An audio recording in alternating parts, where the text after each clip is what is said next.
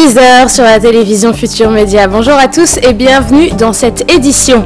La foudre continue de faire des victimes au Sénégal. Mardi dernier, 2 enfants, frères et sœurs, ont trouvé la mort à Keur Birima, dans le département de Tivaouane. Leur mère blessée serait dans un piteux état. En ligne avec nous, notre correspondant à Thiès, Charanta. Charanta, bonjour. Voilà. Charanta, dans quelles circonstances un tel drame a pu arriver?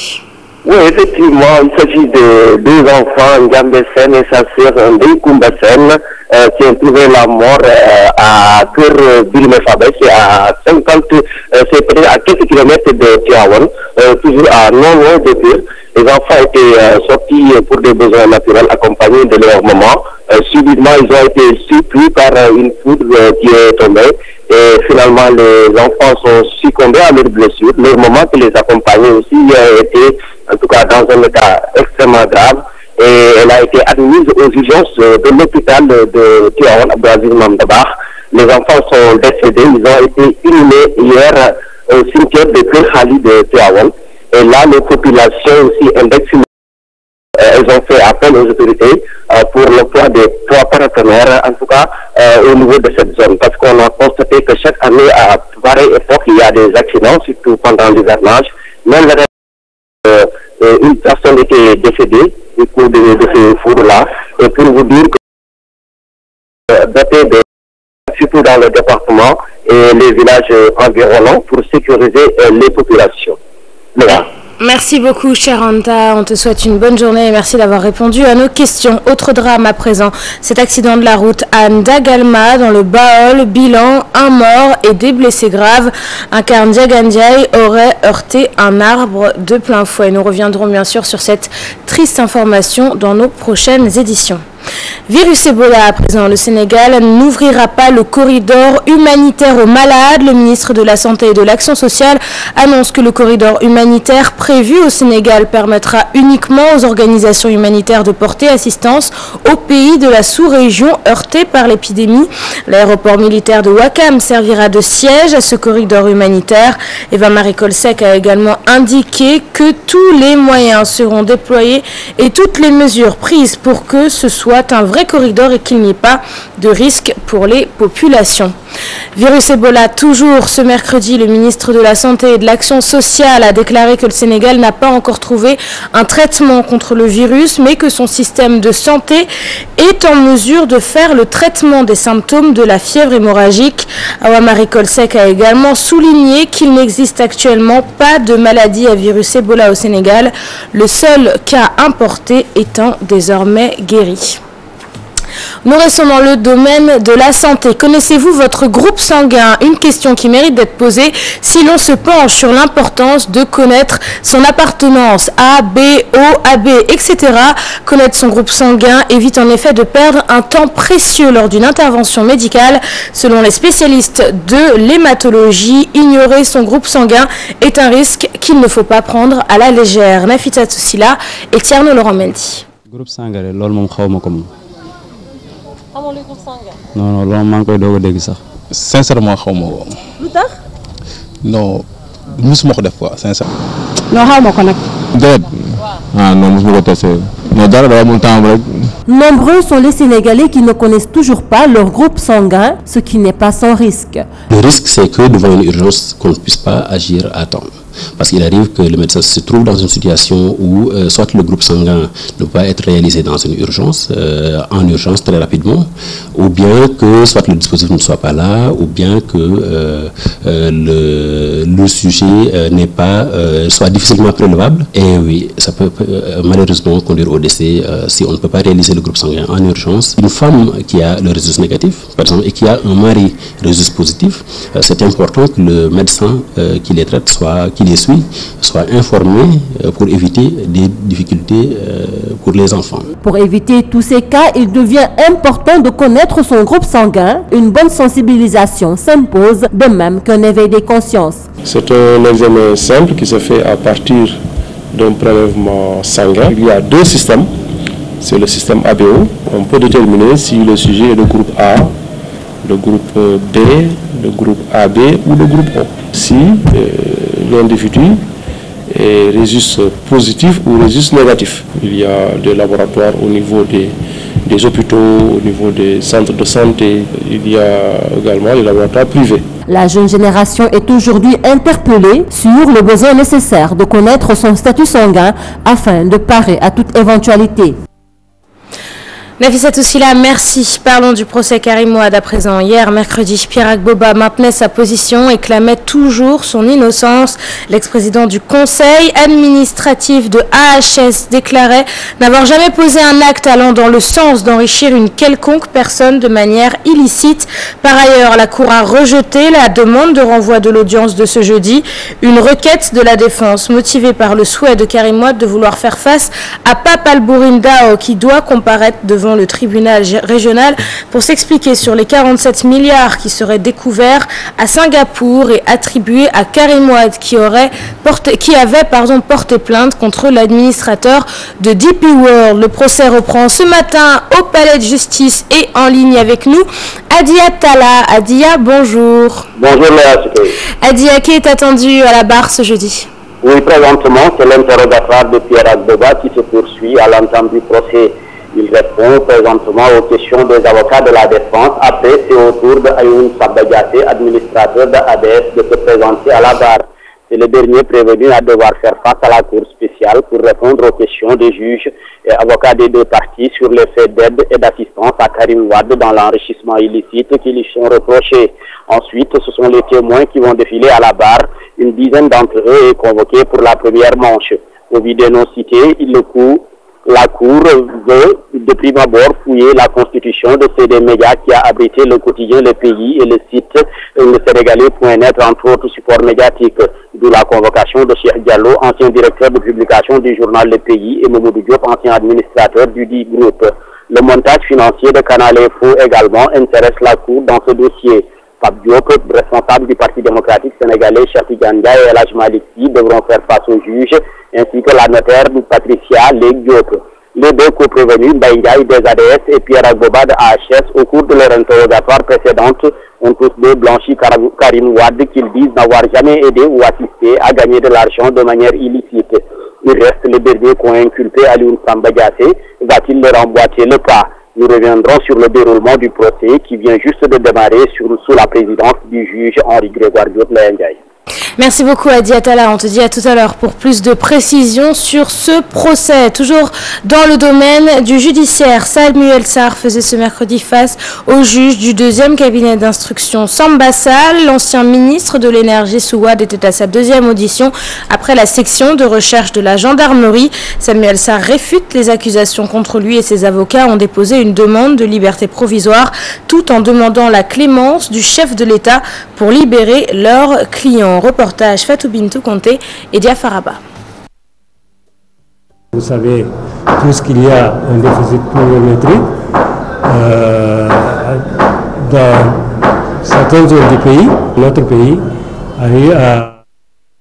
Excusez-nous pour ce petit problème d'éléments, ce n'était en effet pas le reportage qui parle du procès de Samuel Sarr. C'est pas grave, on passe à autre chose.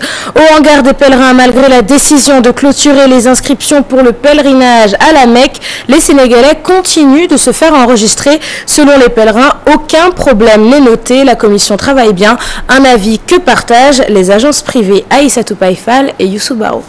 La clôture des inscriptions pour le pèlerinage 2014 était prévue ce mercredi. Mais les pèlerins continuent d'affluer, même si ce n'est pas le grand rush. Pas de quoi enregistrer pour le moment. Les préparatifs se passent bien, selon les pèlerins. Je pense que tout est sur le point vraiment d'être OK. Je pense jusqu'à présent les dates. Ils ont dit que les dates vont être respectées. Les passeports sont déjà partis pour les visas et tout. La liste des missionnaires est déjà sortie. Mais je pense que tout va se passer normalement. Consulter normalement. Les médecins ont consulté normalement les pèlerins. Ils n'ont pas fait la différence entre le public et le privé. Idem pour ceux qui font le passeport. Ça s'est passé de la même manière. En ce qui concerne les vols, nous ne pouvons absolument rien vous dire. Tout ce que l'on peut noter, c'est qu'il n'y a aucun couac jusqu'à présent. Ce convoyeur privé confirme les propos des pèlerins. Les préparatifs vont bon train. En ce moment, tout se passe bien, grâce à Dieu. on touche du bois. Actuellement, tout se passe très bien. Il n'y a pas de grande différence par rapport à l'année dernière. On a réussi notre quota. On avait eu un quota de 60. Bon, il y a d'autres qui ont eu des quotas de 100. L'apparition du virus Ebola ne constitue pas un frein au dispositif déjà mis en place. On est sensibilisé. Déjà, on a eu même des gens qui sont dans le terrain et qui sont en train de parler avec les pèlerins. Je pense qu'on a reçu l'information, mais pour le moment, alhamdoulilah rabbil alamin, pour le moment, on est en train de réussir notre cap. Parce que d'ici le 14, on partira, Inch'Allah.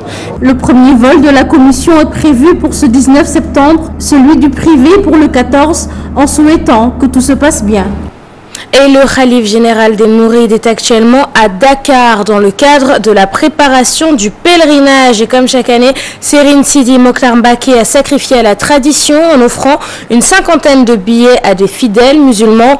Le Khalife général des Mourides a également appelé au respect strict des mesures d'hygiène afin d'éviter la propagation du virus Ebola. Aminata Mbaresso et Ababakar Kamara.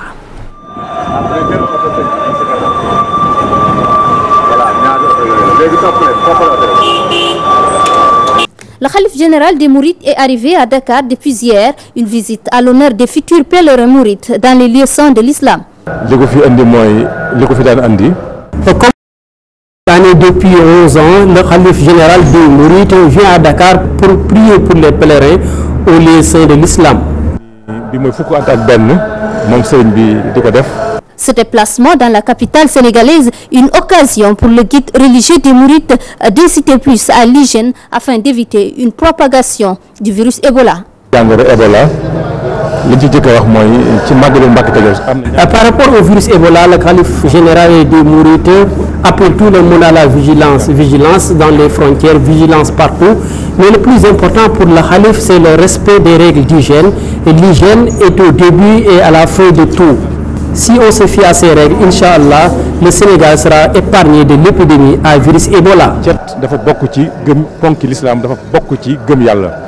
Une autre étape de cette visite du Khalife général et mouride, la mosquée Massalikul Jinat. Sur place, il va voir l'évolution des travaux de construction. Les écoles privées d'enseignement supérieur sont de plus en plus nombreuses au Sénégal. Seulement, beaucoup d'entre elles ne respecteraient pas toutes les conditions établies par l'État et le CAMES. Des manquements que les étudiants demandent aux autorités de corriger. Reportage Baké Amar et Adam Agaï. Une forte demande est des étudiants de plus en plus détournés de l'enseignement supérieur public. Voilà la cause de la floraison des instituts privés d'enseignement supérieur.